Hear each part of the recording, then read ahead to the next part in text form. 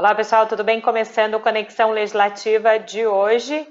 E quem conversa comigo no programa é o deputado Maurici, do PT. Deputado, bem-vindo ao Conexão Legislativa. Já conhece aqui, né, o programa? Olá, Julie. Prazer falar com você novamente. Receba aí meu abraço virtual, você e todas as pessoas que nos veem aqui no Conexão Alesp. Pois é, deputado, esse momento que a gente faz também esses programas remotos, né, para não deixar de levar para a população a melhor informação e também que eles possam ouvir dos deputados aqui da Assembleia Legislativa sobre o que acontece. Não é? Antes da gente falar de alguns projetos de lei, lógico que hoje, essa semana que estamos, né, estamos numa semana de mudança na Lesp, né, a nova mesa diretora assumiu com o deputado Carlão Pignatari e também com os seus secretários, inclusive o deputado Luiz Fernando, que é da mesma sigla que o senhor, do PT. Gostaria que o senhor falasse qual é a sua visão para esse 2021 e por que não para esse biênio, né, com essa nova mesa diretora. Veja só, Julie, você me pergunta dessa nova mesa diretora. Se você tivesse me perguntado da anterior, eu diria que eu pouco teria a dizer, porque meu mandato foi um mandato encurtado, quer dizer, está fazendo agora 6 meses que eu estou aqui na Assembleia Legislativa, e eu poderia avaliar muito pouco a gestão anterior, a mesa anterior. Agora, eu quero, antes de mais nada, desejar um sucesso para o deputado Macris, Cauê Macris, na Secretaria da Casa Civil, que ele assume no governo do Estado. Espero que ele tenha na sua gestão, ou melhor, tenho certeza que na sua gestão na Secretaria ele terá o mesmo carinho com as demandas que a população e que os deputados sempre apresentaram para ele enquanto presidente da Lesp. Em relação à nova gestão aqui na casa, vamos lembrar que nós temos 2 anos difíceis pela frente, né? Esse primeiro ano, 2021, pelo recrudescimento da pandemia do coronavírus-19, você vê que São Paulo, o estado de São Paulo hoje, se fosse um país, seria o terceiro país com o maior número de vítimas do Covid-19, só perdendo para os Estados Unidos e para o próprio Brasil. Então, nesse quadro, é um quadro dificílimo. Nós estamos aqui falando agora de forma online, de forma respeitando o distanciamento. O Estado está paralisado e as pessoas estão morrendo. E por incúria dos nossos governantes, em especial do governo federal, nós não temos nenhum horizonte de quando essa situação vai se resolver, nem do ponto de vista da vacinação e nem do ponto de vista da ampliação de leitos, que seria uma providência imediata agora, ampliação de leitos de UTI, para que as pessoas parem de morrer. Mesmo o pacote de medidas que o governador João Dória apresentou, o primeiro e esse agora, ainda é bastante tímido, mesmo se comparado ao de outros estados com um poder muito menor do que o estado de São Paulo, como são os estados do Ceará, do Maranhão e do Pará, que, pelo que eu vi, fez o pacote de medidas mais ousado até agora. Eu não sei, por exemplo, o que falta fazer para a gente estabelecer um escalonamento real na entrada, no horário de trabalho dos trabalhadores, para ver se a gente diminui o afluxo de pessoas nos meios de transporte de massa e evitar a circulação do vírus ainda mais, evitar a contaminação das pessoas. Então, e no ano que vem, para além da gente não ter horizonte da pandemia, já é um ano eleitoral, onde vai se discutir a reeleição e eleição de novos deputados e deputadas, federais, estaduais e senadores, mas também de governadores e do próprio presidente da República. Nesse clima, esses 2 anos prometem serem bastante atribulados.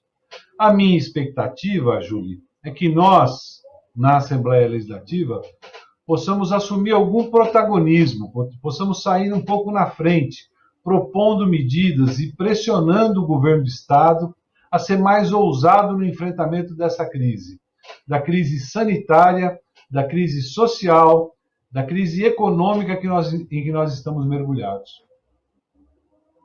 E justamente também foi a fala do deputado Luiz Fernando, quando assumiu a primeira secretaria, né, logo depois da votação, dizendo que a Casa Legislativa aqui de São Paulo é a segunda maior do país, ele precisa fazer a diferença nesse momento de pandemia.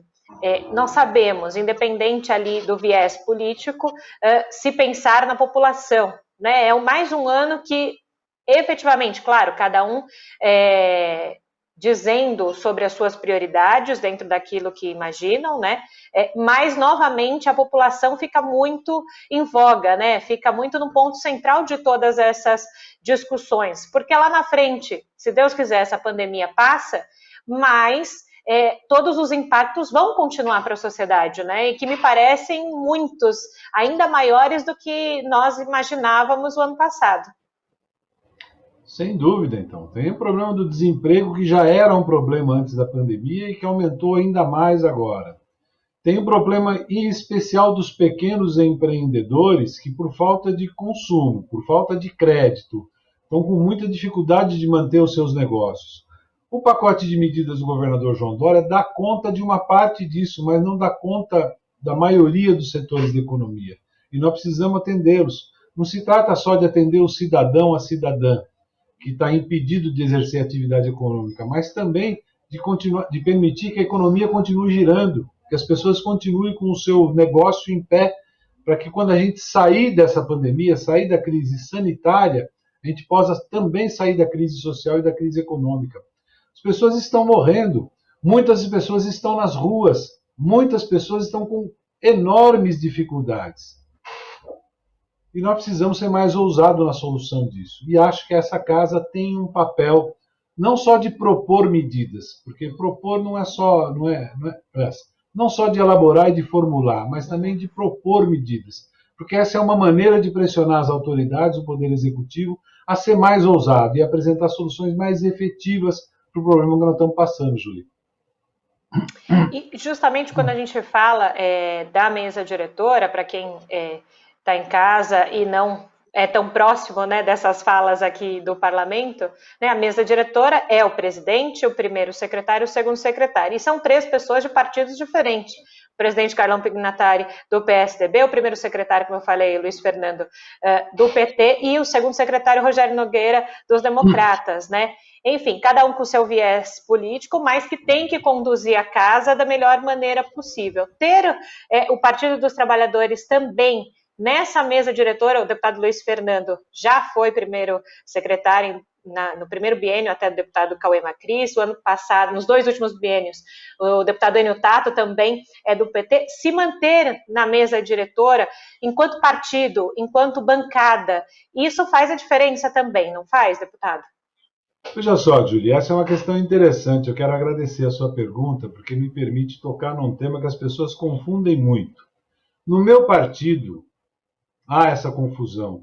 Nos partidos de esquerda, em geral, há essa confusão. Quer dizer, eu chamo de confusão, é o meu ponto de vista, que é uma confusão de espaços. Né? A Assembleia Legislativa é um espaço que tem a sua correlação de forças própria, diferente da correlação de forças na sociedade. O regimento da Casa já diz que a mesa será composta de forma proporcional, sempre que possível, das bancadas. Ora, o Partido dos Trabalhadores tem uma bancada importante, e o próprio regimento da Casa indica que ele deva ser representado na mesa. Obviamente, o Partido dos Trabalhadores não tem aqui uma correlação de forças tão favorável que lhe permita ter a presidência da Casa. Então, se o PT, como fez outro partido de esquerda, colocar uma candidatura isolada para a presidência da Casa, é uma candidatura respeitada, mas é uma candidatura de protesto, para marcar posição.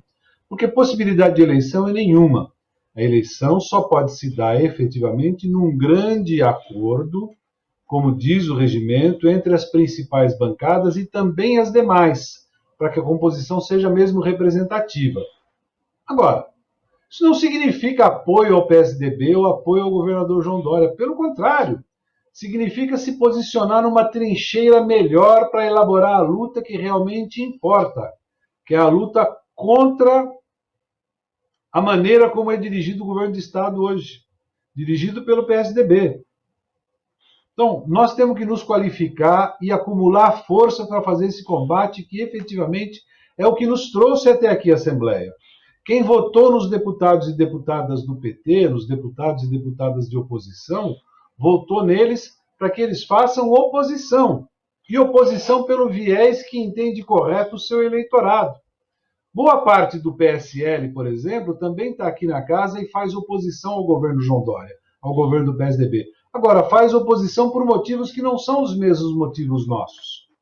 Então, nós estamos aqui respeitando o nosso eleitorado, respeitando a nossa luta e a nossa missão.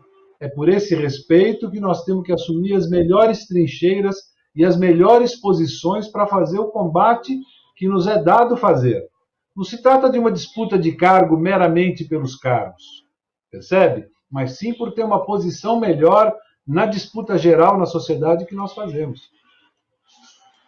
E essa fala do senhor é muito importante em casa, realmente, às vezes, tire um pouco esse preconceito e entender efetivamente o porquê, então, dessa tríade na mesa diretora e, como o senhor disse, né, demarcando um lugar, dizendo a que veio, e é importante também para a democracia, né? Isso é democracia, né? Isso é democracia e a forma de governar o país é essa.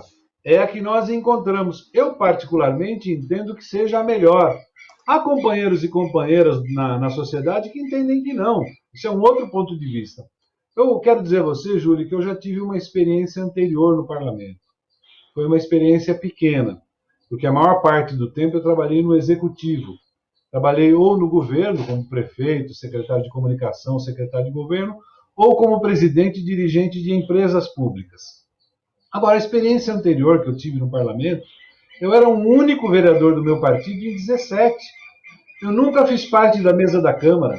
Eu nunca tive sequer um requerimento ou um projeto de lei meu aprovado, porque eu era tratado como oposição. E, no entanto, me elegi no mandato seguinte para o Executivo. Fui eleito prefeito, mesmo não tendo aprovado nenhum projeto de lei. Porque aquela situação era uma outra situação. Eu não tinha como reivindicar espaço na direção do Legislativo. Então, a forma de luta que eu encontrei foi outra. Agora, não é a situação que nós vivemos hoje, que o regime democrático, que o Estatuto da Casa nos permite. E se ele nos permite, nós temos que ocupar o espaço, porque aumenta a nossa qualidade. Eu recebi críticas agora, por exemplo, como se eu fizesse parte da mesa, como se eu tivesse um cargo na mesa, e eu não tenho, correto? E não, para mim não é importante ter, não sou o líder da bancada, não tenho interesse em sê-lo, mas nem por isso eu reconheço algum demérito na posição que companheiros e companheiras assumem na liderança ou na mesa. Pelo contrário, é muito importante. Eles têm um mérito por assumir essa posição. Não se trata aqui de distribuir cargo, de distribuir carro, como eu ouço por aí, distribuir benesses, não. É de ocupar o espaço que o Legislativo tem, os recursos que o Legislativo dispõe e dispõe para as bancadas e para os deputados e deputadas para exercerem da melhor maneira os seus mandatos. E os mandatos da bancada do PT são mandatos de oposição ao governo do PSDB, de oposição ao governador João Dória, o que não significa que a gente tenha que virar a cara para os deputados e deputadas que não são do PT aqui. Muito pelo contrário, eu tenho o maior respeito pelo deputado Carlos Pignatari. Ele foi prefeito de Votuporanga, eu fui prefeito de Franco da Rocha. Sei o quanto isso significa de sacrifício na vida pessoal de cada um. Agora, obviamente não concordo com a maioria das ideias dele, da maneira como ele concebe o Estado, da maneira como ele entende que a sociedade deva funcionar, da maneira como ele entende que o Estado seja gerido. Mas isso não diminui o meu respeito por ele. Ele é um representante da população como eu sou. Ele faz parte do jogo democrático como eu faço. E ele tem respeito pela democracia e pelo parlamento como eu tenho. Perfeito, deputado. O senhor falou em alguns momentos nesse início de programa sobre demarcar os espaços, né? Estar nesses espaços e trabalhar por eles. Eu lembro quando o senhor chegou aqui na LESP, até eu que entrevistei o senhor logo na sua chegada aqui, falei dessa sua chegada aqui no Parlamento Paulista, o senhor falava que, enfim, tinha que sentir, né, nos meses subsequentes, toda a casa, toda a movimentação de comissões, onde o senhor agiria, né, e tudo mais. Em 6 meses, o senhor já ocupou um espaço, né? Não é sempre que um parlamentar, em tão pouco tempo, já tem 2 leis sancionadas, não é? Já vou falar sobre elas, mas antes, sobre esse seu lugar nesse momento no parlamento, né? Aqueles primeiros meses foi de entender como também a bancada estava funcionando aqui dentro do parlamento. Hoje, como é que o senhor se sente dentro do parlamento e da sua bancada? Então, Julie, eu não sou uma pessoa de fácil adaptação. Eu procuro sentir muito o espaço onde eu estou entrando, conhecer melhor as entradas e saídas, o perfil das pessoas com quem eu convivo, com as quais eu convivo, e é isso que eu tenho feito nesse momento. É claro que esse processo, inclusive agora de diálogo, de negociação para a eleição da nova mesa da Câmara, da Assembleia, perdão, me ensinou bastante, me fez colocar os pés mais no chão aqui do Parlamento. O processo agora de escolha da liderança da bancada, da liderança da minoria, também está me ajudando muito a entender esse processo. Agora, eu sou um novato, né? Você falou dos 2 projetos sancionados, foi uma felicidade, porque eu sequer tive tempo de elaborar os projetos de lei, correto? Eram projetos de lei que já tramitavam nessa casa, os 2. Sim. A diferença é que eles talvez ficassem tramitando anos e não chegassem a ser votados, dado o número grande de projetos de lei que são apresentados pelos 94 deputados estaduais, são 94 deputados e deputadas. O meu mérito foi tirar esses 2 projetos da tramitação comum, ordinária, e colocar no colégio, a pôr a minha assinatura, a minha coautoria, e fazê-los a passar num ritmo mais rápido. E depois o governador teve a sensibilidade de sancioná-los. Eu não vejo por que ele não o fizesse, correto? São 2 projetos que não implicam em nenhum grande debate, em nenhuma grande dicotomia, pelo contrário, só trazem benefícios à sociedade ou ao território ao qual eles se referem. Então eu tive essa felicidade, Julie. Foi uma boa escolha, ou 2 boas escolhas, e alguma sorte. Então, eu vou falar agora para quem está ouvindo, talvez pela primeira vez, o senhor aqui no Conexão Legislativa. A primeira lei é a 17.333, que declara patrimônio cultural e material do Estado a Feira de Artes e Artesanatos de Embu das Artes, né? E a outra, que foi sancionada pelo governador João Dória agora em março, a Dezembro Verde, que nós também já conversamos em uma outra oportunidade no Jornal da Rede Alesp. O senhor estava na expectativa justamente dessa sanção. Começando falando sobre Embu das Artes, uma cidade próxima aqui à capital paulista, que vive, né, desses produtores locais de cultura, de artistas, o quanto se torna importante para o contexto econômico também essa lei ter entrado em vigor.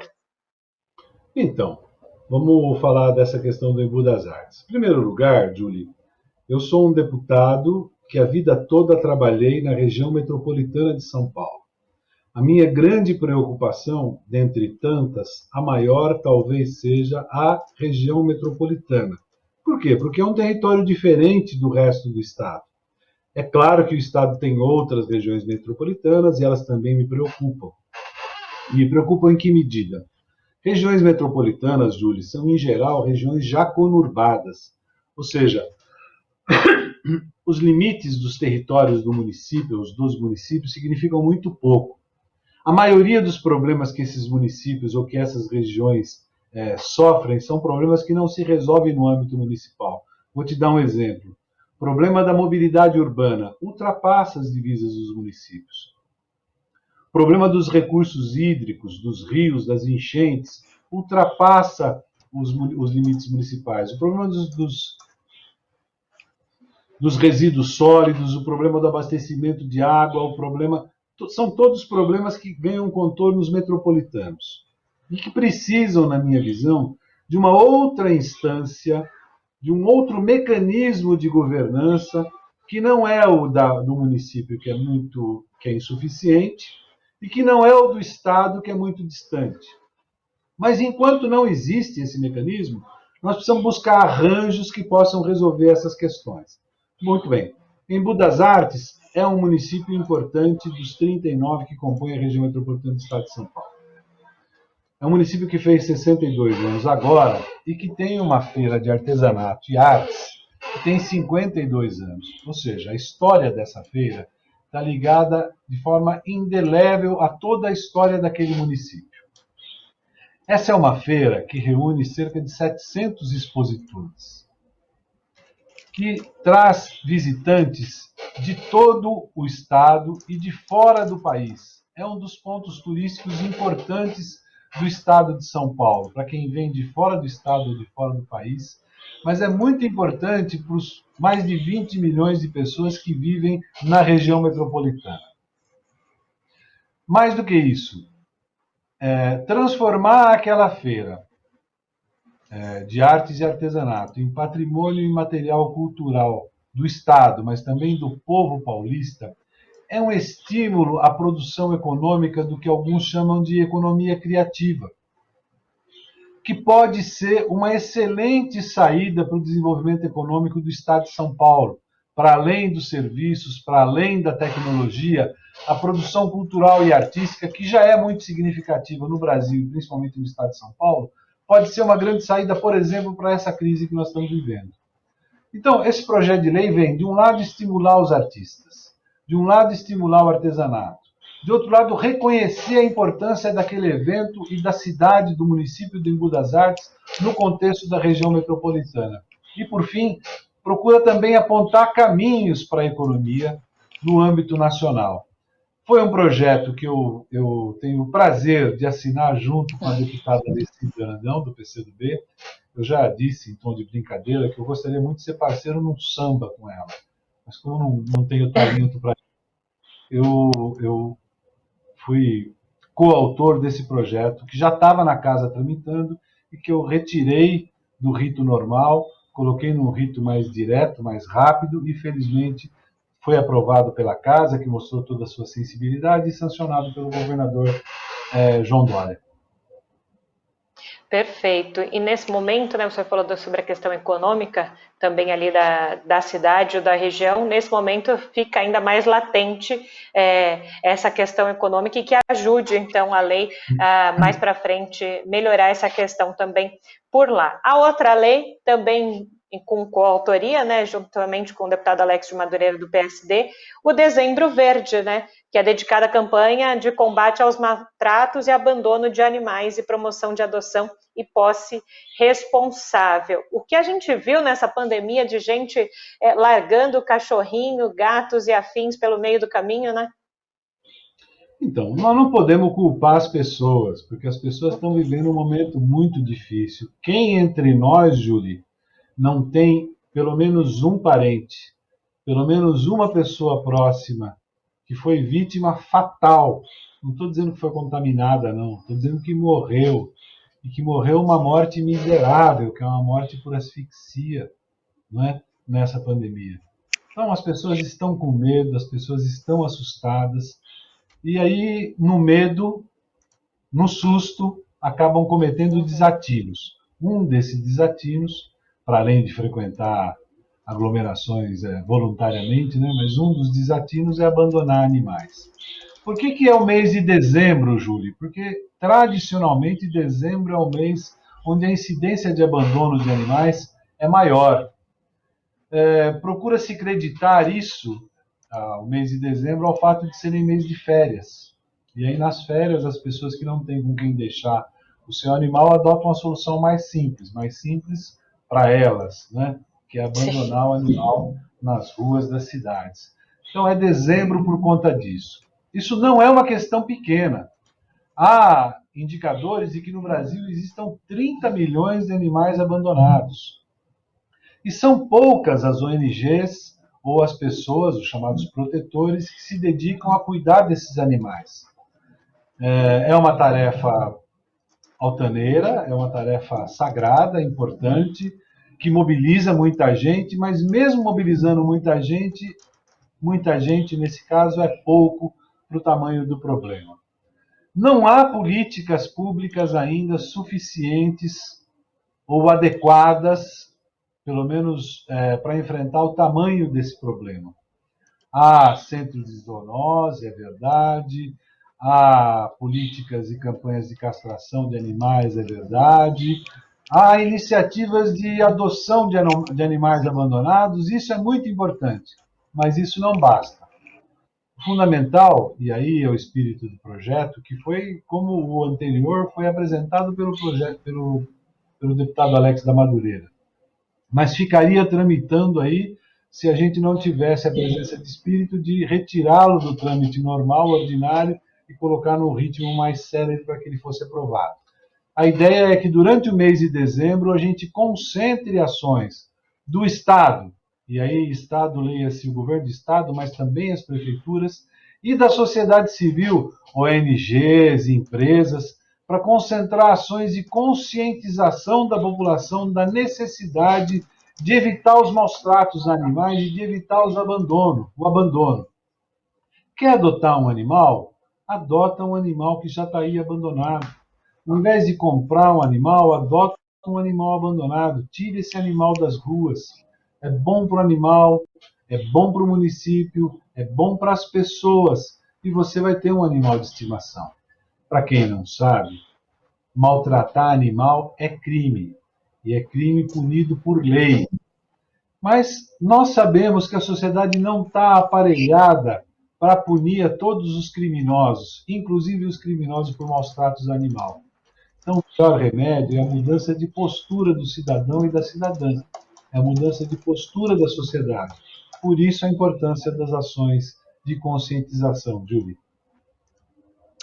E nós estamos chegando nos minutos finais do programa, deputado, mas essa questão dos animais, como também no momento da pandemia, recai numa fala, numa palavra, conscientização, não é?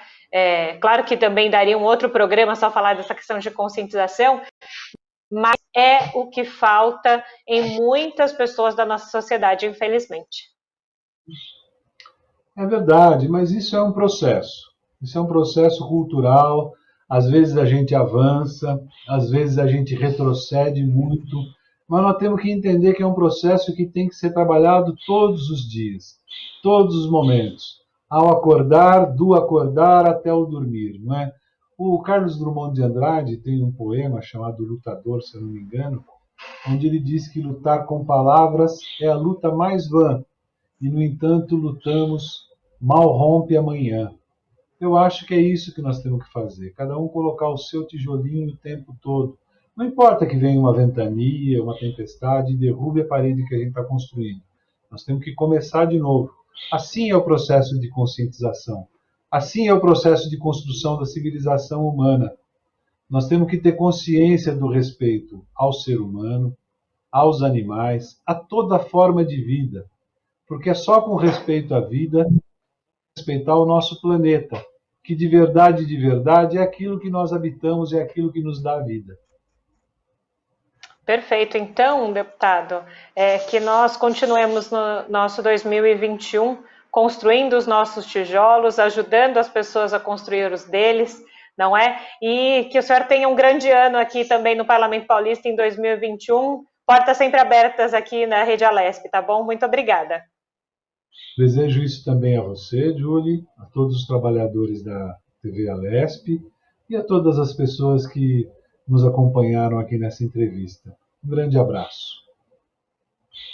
Você que está em casa, quer rever esse programa, já sabe, né? Corre lá no nosso canal do YouTube da Assembleia Legislativa de São Paulo. A gente se encontra, então, em outro momento aqui da Rede Alesp. Tchau!